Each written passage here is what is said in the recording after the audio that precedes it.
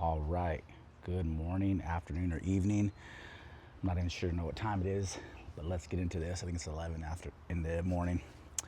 Anyhow, so today I want to talk to you guys about dreaming, goals, aspirations. Some would say ambition. I don't always like that term because it can mean selfishly you you have an ambition or desire, and I don't think we should be thinking selfishly ever. So I feel like I like goals, desire for your life, but hopefully it stems from a place of impacting and helping, serving others, family, community, friends. Anyhow, I was on a run this morning. I was just thinking about dreaming bigger. I think a lot of times people don't dream outside of their comfort zone because they're scared, really. I think that has to do with a ton of psychological devaluation of who you are as a person. I think from the time you were born, we were meant, chosen, excited to do something, and that is robbed out of us. When we're kids, you have these ideas of what you want to be. Oh, I want to be a, professional musician, or I want to swim with the dolphins, or you want to be a surfer, or you want to go travel, a stewardess or whatever. And you get these goals, and it seems like with people involved, they start to steal that joy, that flame, and they'll give you every reason of why not to. You won't make enough money. If you get hurt, it's too dangerous, the risk involved. If you don't actually make it, all these things, and they're all really a psychological devaluation of who you are.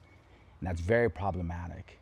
And I see it stem really within the school system at an early age. Little Johnny wants to go and have ideas, and little Johnny is told, stop being little Johnny. You need to conform to what our classroom of 30, 40 people are doing. Unfortunately, state testing, now you're dealing with millions of people, do what we do, and we will tell you what success looks like. And I think that's ultimately failed as a society. Not to cap too much on the school system, but people don't realize that we have been declining in state testing for over 50 years. The literacy rate in America is really, really bad. They say 80% of people who are incarcerated can't even read up to like a fifth grade level. So, and they all go through our systems. The state testing does not mean anything to you and I, for those who have a bigger dream, to those who have a bigger desire, to those who have a bigger impact we want to make in our lives, both on who we are as people and other people. And so I just feel like I want to tell you guys, man, keep going with what you want to do with life. I'm 47. I think I like that age. It's like I've done enough in my life to go, wait a minute. Some of these tactics, some of these concepts, some of these precepts that I've learned over and over again work. They've worked in my life, and like my previous skills, they've done me well. They've served me well. And then some things I'm like, don't do that. So I'm coming from like a place of wisdom, like a true fatherhood or a true counselor or advisor. And that's why I'm giving this podcast. I never dreamed I would have a podcast. See, I've always dreamed, I didn't even know what the podcast was when we were kids. But when I was about 20 years old, I had a vision and dream that I wanted to be like a forerunner of progressive thought.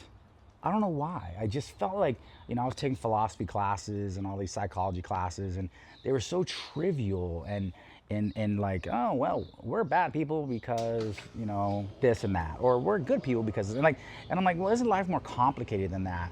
And it stems from different upbringings, nurture versus nature, and all these things. And I didn't want to go chase a degree in psychology. I didn't want to do that at all. I don't really believe in over psychologically evaluating people. You're either nuts or you're not, man. You either like are in or out to some degree. We all have different levels of what we would say is, weird, or, or normal, which is fine. You may think I'm weird, and that's your title or your opinion, and you're totally welcome to it. I may think you're weird just for doing the simple things that you think are normal. And so, people think that it's like normal to sit a kid down for, 8 hours a day and then to send him home to sit down another 3 or 4 hours a day to do what they could have done in the 8 hours a day, because most adults could do that in an 8-hour day. That's called school. I don't think that's normal.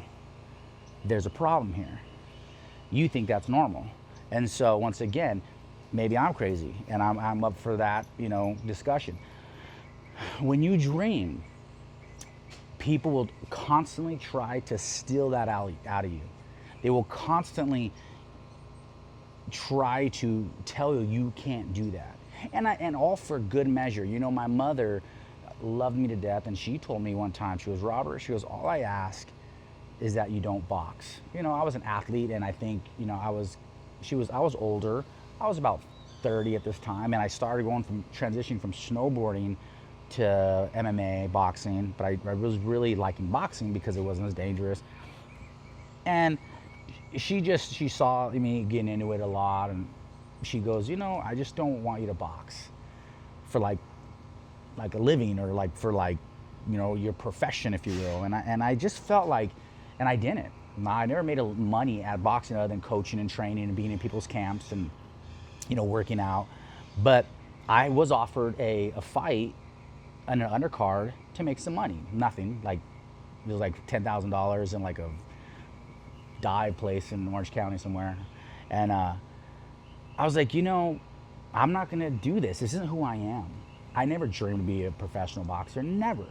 I dreamed that I would continue to be an athlete.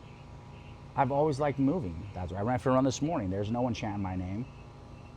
There's no one proud of me. I'm on a community that there's somewhat activity. It's hot. It's Arizona. Doesn't matter. People will constantly devoid you. And I think that's the problem. Once they kind of label you this, it negates you for other things.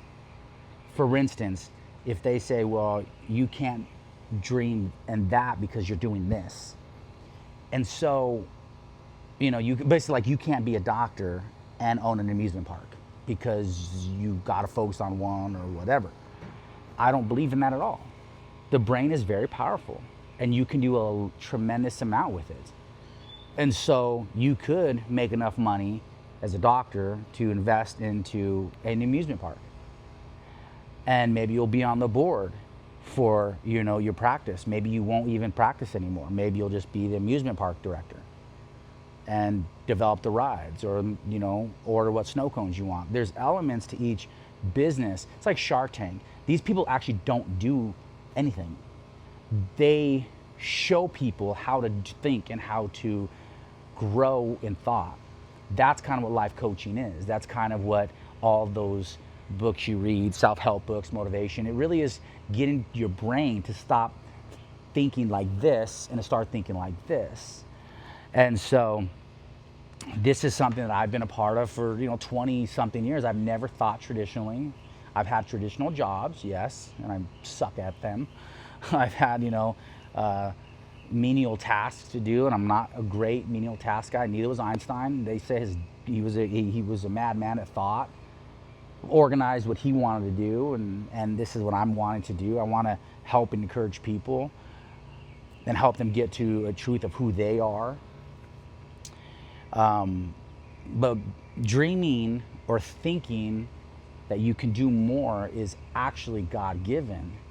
It's a necessity of who you need to be. It's not that you get to, it's that you almost have to. And that's pretty deep when you think about it. It's not that you want to, but it's that you have to. And this is why depression is so real, because what's happening is you're not seeing that goal. You're not seeing your your resolve come to fruition, and so you get discouraged, you get bummed out, and negative thoughts, because you're not understanding that that is how it, or what it takes to get to where you need to be. It is a constant war. It's a constant battle. It will never be easy. It will never bear fruit for you. You have to keep persevering and enduring. In fact, this is why this shirt is perseverance and endurance. And yes, that is sweat. It's hot out here, and I love it. I'm all arthritic, but I love the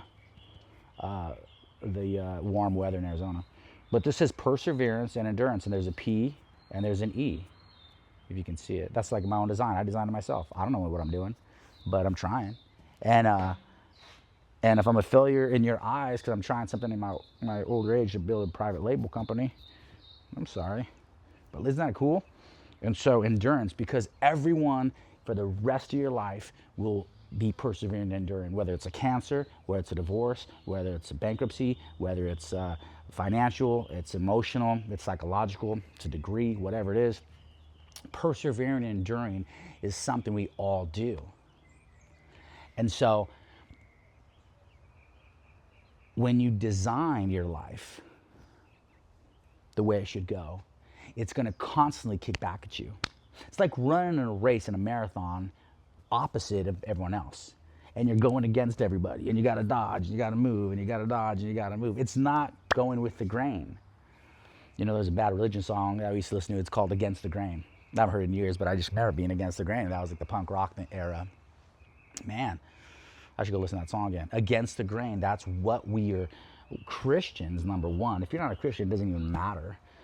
Success is not, if you notice, successful people don't stay in the grain. They don't stay in the flow. In fact, me and my son someone we saw do something, I forget what it was, and they're making a bunch of money.